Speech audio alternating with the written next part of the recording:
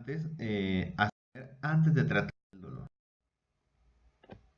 Lo que nosotros debemos saber acerca del dolor es su origen, los tipos de dolor que existen, cómo evaluarlo y evidentemente cómo tratarlo. Con relación a su origen, pues es importante que recordemos la fisiopatología del dolor. El dolor va a tener 4 momentos principales y es importante que recordemos estos momentos porque serán dianas farmacológicas o serán momentos en los cuales nosotros podemos incidir para tratar el dolor de nuestros pacientes. El primer punto es la transducción, que se refiere al proceso por el cual los estímulos nocioceptivos pueden ser calor, mecánicos, químicos, se convierten en una señal eléctrica que puede ser transmitida a través de las terminaciones neuronales. La transmisión del dolor se refiere propiamente dicho a el camino que sigue el dolor desde el sitio de lesión hasta la corteza cerebral. Posteriormente, en la corteza cerebral habrá algunos mecanismos que generen la modulación del dolor y la percepción se refiere a cómo nosotros interpretamos el dolor. Únicamente para recordar, pues sabemos que después de una lesión tisular, llámese la activación de los nociceptores por vías mecánicas, químicas o térmicas, va a generar cambios como enrojecimiento, aumento de volumen y todas estas cambios van a estar generados principalmente por la liberación de sustancias como la histamina, la bradicinina, la sustancia P, que a su vez van a estimular las terminaciones nerviosas y van a generar ese cambio o van a transmitir esa lesión hacia las neuronas. Es importante que recordemos el video que subimos en la clase virtual la semana pasada sobre el metabolismo o el ciclo del ácido araquidónico. Recordamos que los fosfolípidos son los precursores del ácido araquidónico y el ácido araquidónico va a tener 4 caminos metabólicos, 2 de ellos con importancia farmacológica. La primera de ellas que revisamos en la clase de asma fue pues la vía de la lipoxigenasa, que a su vez va a tener como derivados las lipoxinas y los leucotrienos. Recordemos el Montelukast, por ejemplo, un medicamento que inhibe la síntesis de leucotrienos. Pero en este caso o en esta ocasión, para el tratamiento del dolor, pues la vía relevante será la vía de la ciclooxigenasa, la cual tendrá como metabolitos finales las prostaglandinas, prostaciclinas y tromboxanos, que son sustancias importantes para la regulación tanto de las funciones fisiológicas normales como de la fisiopatología del dolor. Sabemos que existen 3 formas al momento de ciclooxigenasa, la COX-1, la COX-2 y la COX-3. Las relevantes en este momento serán el estudio de la COX-1 y la COX-2. Son sistemas fisiológicos complementarios. Por decirlo, la COX-1 es constitutiva y la COX-2 es inducible. Es decir, se activa la COX-2 en los tejidos inflamados o cuando se genera algún estímulo lesivo. Ambos comparten el sustrato del ácido araquidónico, pero sus funciones son totalmente contrarias. Por ejemplo, la COX-1, su principal función es el mantenimiento de la homeostasia vascular a nivel renal, gastrointestinal, de epitelios de gran intercambio celular, de la circulación sanguínea. Por el contrario, las funciones especializadas de la COX-2 están relacionadas con la inflamación, la fiebre, el dolor, la transmisión del dolor, la adaptación al estrés, la ovulación y las contracciones uterinas. La COX-1 no requiere inducción, es una vía metabólica que siempre estará presente porque se encarga del mantenimiento vascular de órganos importantes como lo es el riñón, el epitelio gástrico y también la circulación sanguínea. Por el contrario, la COX-2 sí requiere de algunos estímulos para poder ser inducida, porque recordemos que únicamente va a estar presente en los tejidos inflamados y activados. Es decir, Únicamente cuando tengamos algún estímulo lesivo y se generen interleucinas, factor necrosis tumoral alfa, lipopolisacáridos o algún otro componente capaz de inducir la vía de la COX-2, pues generará su producción dentro de los tejidos específicos. Lo importante de este cuadro es recordar que los AINES bloquean tanto las funciones protectoras de la COX-1 como las funciones especializadas de la COX-2. Es decir, cuando nosotros administramos AINES o analgésicos no esteroideos o antiinflamatorios no esteroideos, pues nosotros vamos a efectivamente tratar la fiebre, el dolor, la inflamación, pero cuando estos tratamientos se generan de forma prolongada, pueden impactar negativamente en la homeostasia vascular del tejido renal, generando o agravando una posible lesión renal preexistente, generar hemorragias digestivas, aumentar el riesgo cardiovascular de nuestros pacientes. Por lo tanto, debemos ser muy cuidadosos en el tratamiento prolongado con los AINES. Bueno, con relación a su clasificación, existen diferentes clasificaciones dependiendo de varios factores.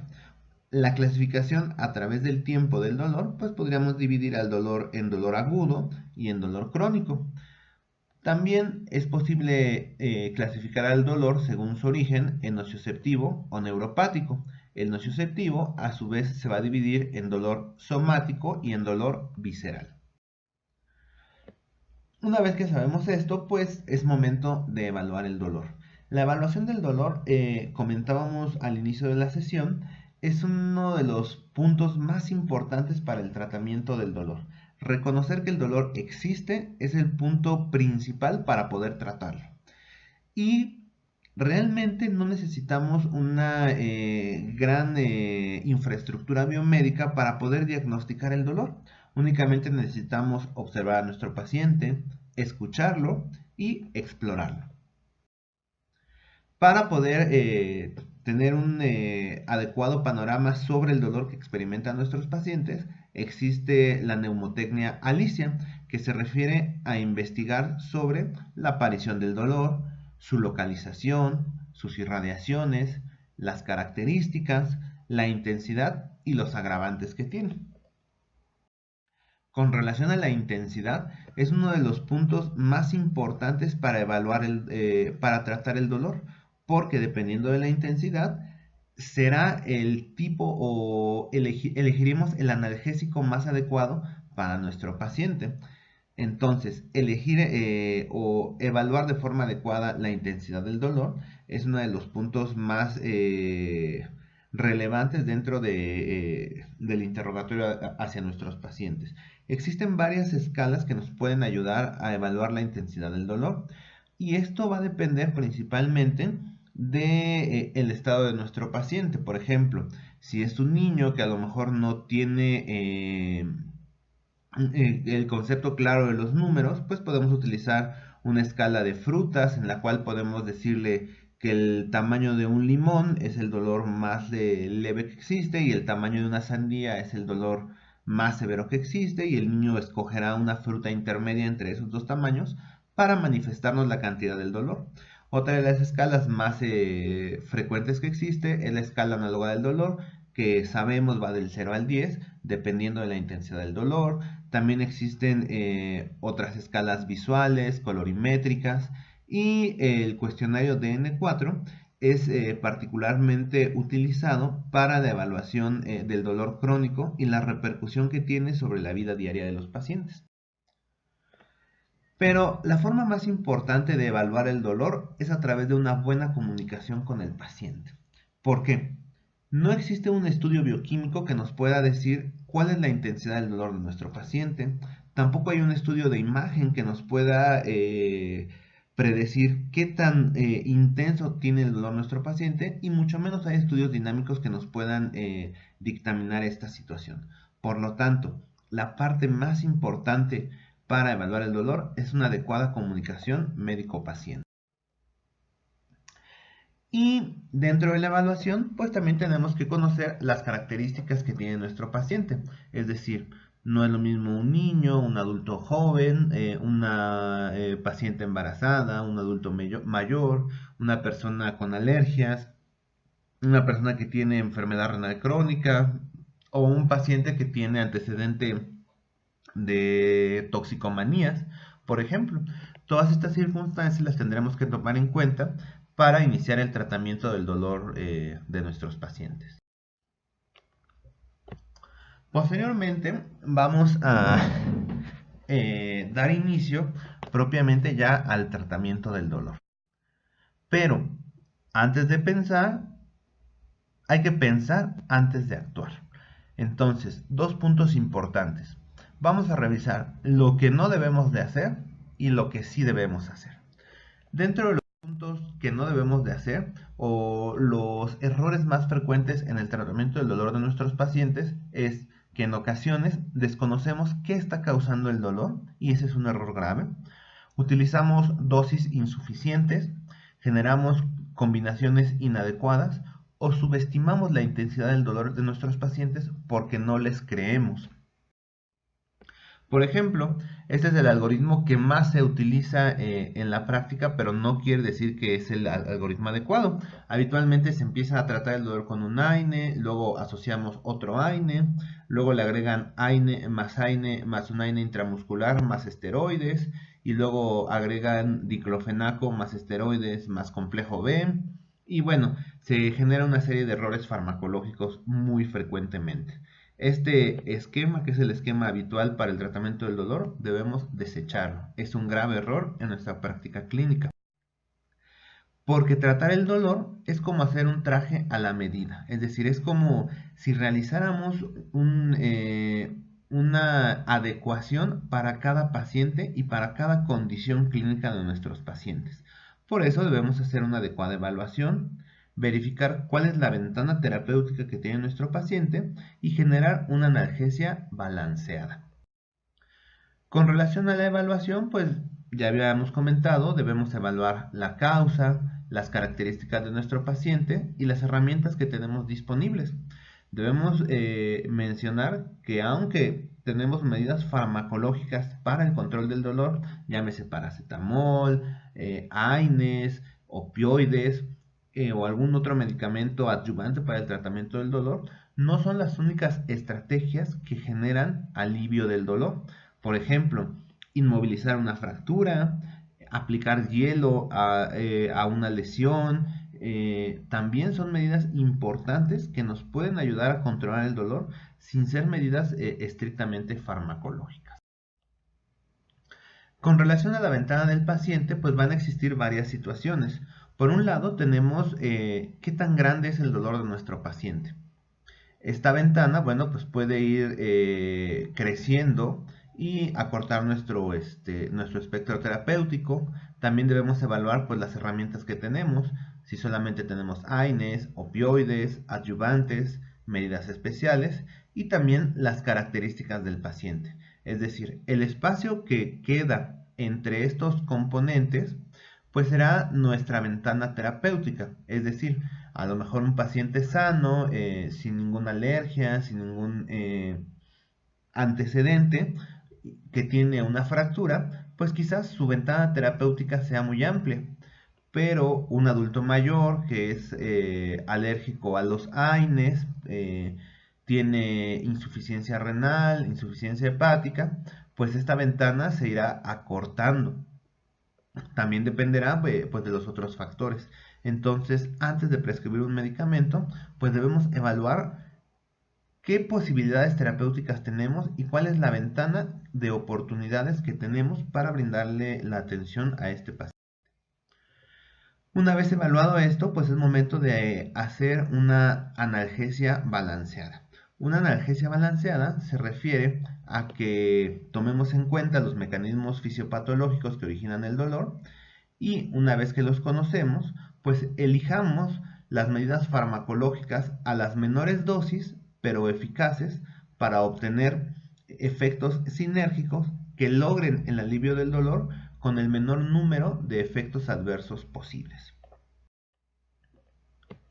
Y finalmente vamos a evaluar algunas escalas terapéuticas para el tratamiento del dolor.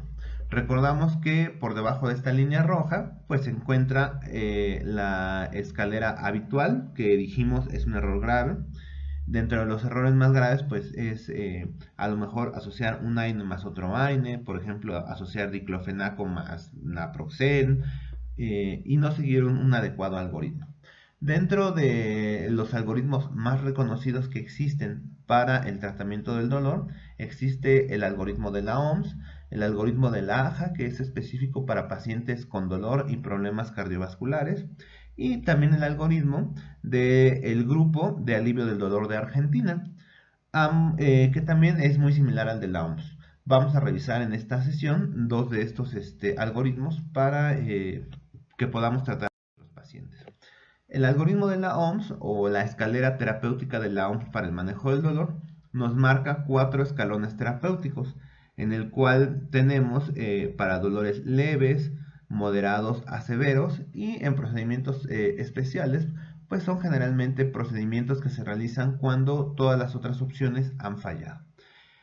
En la primera escalera o en el primer escalón tenemos el paracetamol como piedra angular del tratamiento del dolor, asociado o no a algún AINE como diclofenaco o naproxen, y algún coadyuvante.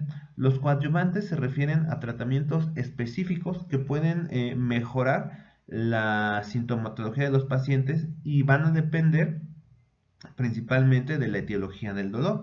Por ejemplo, si tenemos un paciente que tiene un esguince cervical, pues bien podemos utilizar el primer escalón de este algoritmo, y podríamos utilizar diclofenaco con paracetamol y un relajante muscular como el metocarbamol, porque la naturaleza de la patología permite el uso de este adyuvante. Por ejemplo, en un dolor de origen intestinal, pues quizás un AINE más un antiespasmódico podría resultar en una buena opción terapéutica para nuestros pacientes. El siguiente escalón se va a dar para dolores moderados o cuando la respuesta al primer escalón no fue la esperada. Y vamos a continuar con el mismo esquema terapéutico del primer escalón y podemos asociarlo a un opioide débil, como el tramadol o la codeína. El siguiente escalón, bueno, pues se refiere o se guarda para tratamientos o dolores severos. Y nuevamente, conservamos el primer escalón terapéutico, pero en lugar de utilizar opioides débiles, utilizaremos opioides fuertes como la morfina o el fentanilo, o algunos otros derivados como la buprenorfina o la nalbufina. Finalmente, los procedimientos especiales se refieren a bloqueos neuromusculares, cirugías o algunas otras procedimientos invasivos.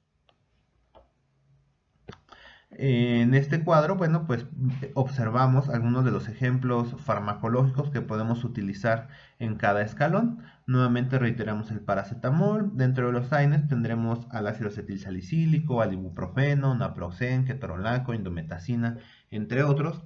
Y a los coadyuvantes tendremos relajantes neuromusculares, antiespasmódicos, anestésicos locales, antidepresivos, entre otros medicamentos.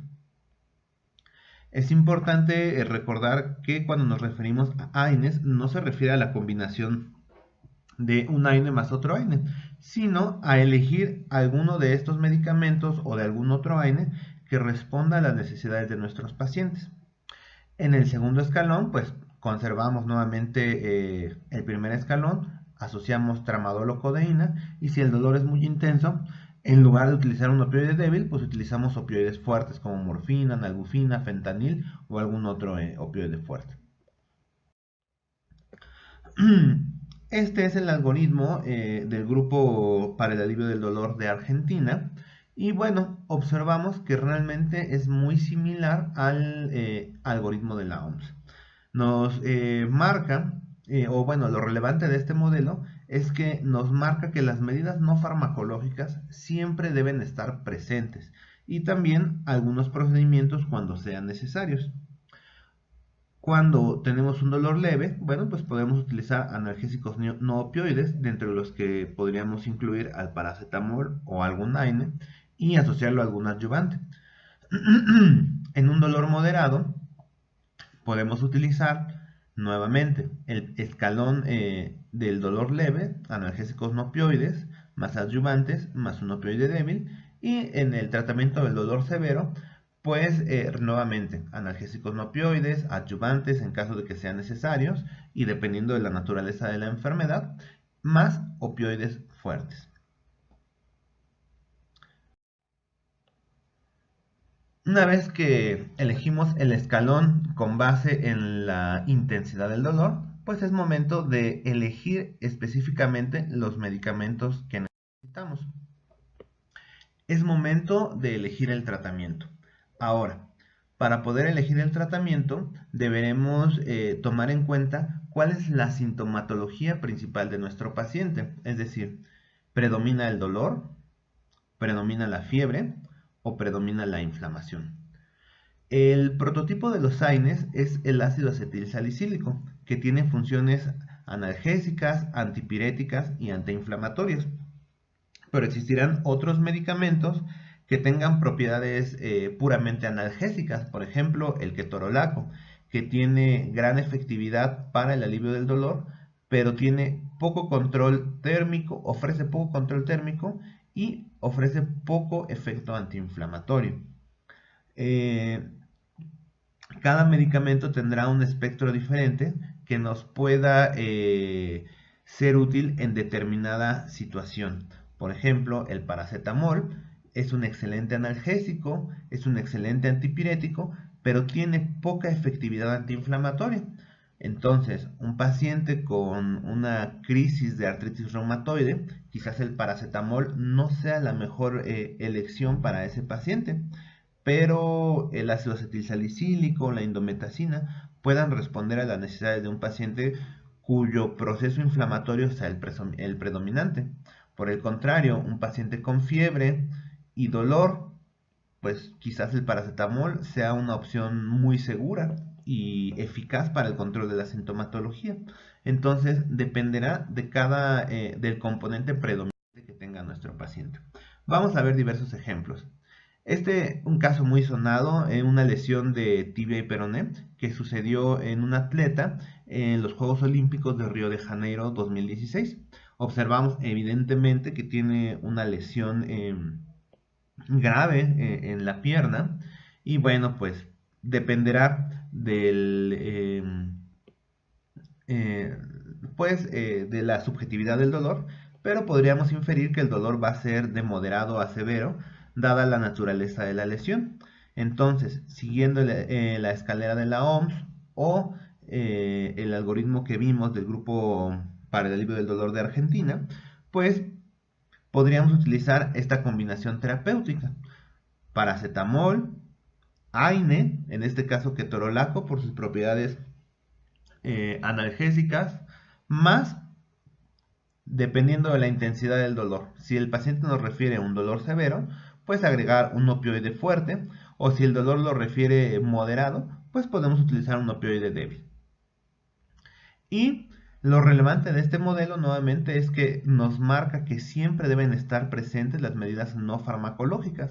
En este caso el frío podría ser de mucha utilidad y algunos procedimientos, en este caso la inmovilización de la extremidad afectada, también tendría un componente analgésico muy importante. Incluso quizás la inmovilización pueda tener un efecto mayor que el uso de los medicamentos que elegimos. Entonces es importante recordar que el tratamiento de dolor debe ser multimodal. Es decir, debemos incluir tanto las estrategias farmacológicas indicadas como las medidas no farmacológicas necesarias. Otras medidas no farmacológicas, aparte del frío, pueden ser frío, calor, el uso de ultrasonido, acupuntura. Es decir, depende mucho de la naturaleza del problema y de la intensidad y de la cronicidad del dolor. Otro ejemplo, un cólico renal, uno de los dolores más destacados o considerados más fuertes dentro de la práctica clínica cotidiana. Y bueno, pues recordamos la escalera del dolor. Sabemos que este paciente pues tiene tanto un componente doloroso como inflamatorio, pues quizás el diclofenaco o el ketorolaco puedan ser una buena opción, y considerar un segundo escalón como tramadol o morfina dependiendo de la intensidad, ¿no? Reiteramos, dolores moderados, opioides débiles; dolores fuertes, opioides fuertes; dolores fuertes o severos, opioides fuertes.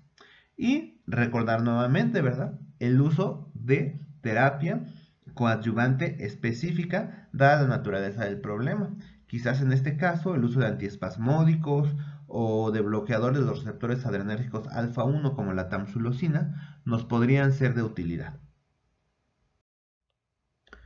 Otro caso muy frecuente, la fiebre en niños, pues debemos utilizar medicamentos seguros y con alta efectividad antipirética.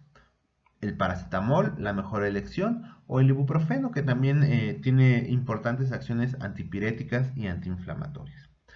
Pero es importante tratar la causa que está generando la fiebre, identificarla y, sobre todo, evitar el uso de ácido acetil salicílico en niños menores de 12 años. La fiebre en adultos, pues igual el paracetamol sigue siendo una excelente opción y no debemos olvidar tratar la causa. Y cuando el problema es predominantemente inflamatorio, por ejemplo, una artritis gotosa aguda, una crisis de artritis reumatoide, pues tenemos los medicamentos con propiedades antiinflamatorias, como el ácido acetilsalicílico, la indometacina, el diclofenaco o el naproxeno. Las dosis de los medicamentos se las voy a compartir en una tabla a través de nuestra aula virtual. Ahora, sabemos hemos revisado en esta sesión la escalera de la OMS para el manejo del dolor, que es prácticamente la escalera universal o el algoritmo universal para el tratamiento del dolor, principalmente agudo. Y bueno, también ya vimos algunos en qué basamos la elección del medicamento. La basaremos principalmente en el componente del dolor, ya sea si hay predominio inflamatorio, predominio o necesitamos una acción antipirética o una acción propiamente analgésica. Va a depender mucho también de las condiciones del paciente. Sin embargo, les quiero compartir 5 tips o puntos claves que debemos recordar todos los días. Nuevamente, el dolor es una experiencia subjetiva, por lo tanto, cada persona lo experimenta diferente. Luego entonces, el punto número 1, nunca subestimemos el dolor de nuestros pacientes. A los pacientes hay que creerles. Los AINES y en general cualquier analgésico solo suprime los signos de respuesta inflamatoria, pero no resuelve el problema subyacente. Es decir, independientemente del analgésico que requiera nuestro paciente, lo más importante es tratar la causa desencadenante, más que el tratamiento propio del dolor. El tercer punto es que sabemos que los AINES tienen efectos adversos a largo plazo por el bloqueo de las funciones citoprotectoras de la COX-1. Por lo tanto, debemos evitar el uso de AINES por tiempos prolongados. En general recomendamos no usarlos más de 3 o 5 días. Y principalmente sabemos que los AINES son responsables de la homeostasis vascular renal. Por lo tanto, debemos evitar los AINES en pacientes con insuficiencia renal crónica o aquellos pacientes que tengan lesiones renal aguda. Por ejemplo, pacientes que tienen estado de choque, pacientes deshidratados, pacientes con hemorragias graves. Todos estos pacientes pues estarán en riesgo de desarrollar lesión renal aguda y por lo tanto los AINES no serán una buena opción farmacológica. Otro punto importante es que el paracetamol no comparte los efectos adversos de los AINES porque estrictamente no es un AINE. Luego entonces, debemos utilizar el paracetamol como primera línea para el manejo del dolor y la fiebre en niños, adultos mayores y embarazadas. Es decir, cuando enfrentemos un paciente de alto riesgo, llámese menores de 5 años, adultos mayores, mujeres embarazadas o lactando, nuestra primera opción terapéutica debe ser siempre paracetamol. Y bueno, pues les comparto estos memes, ya saben, paracetamol para todos, chicos. Espero les haya gustado la sesión.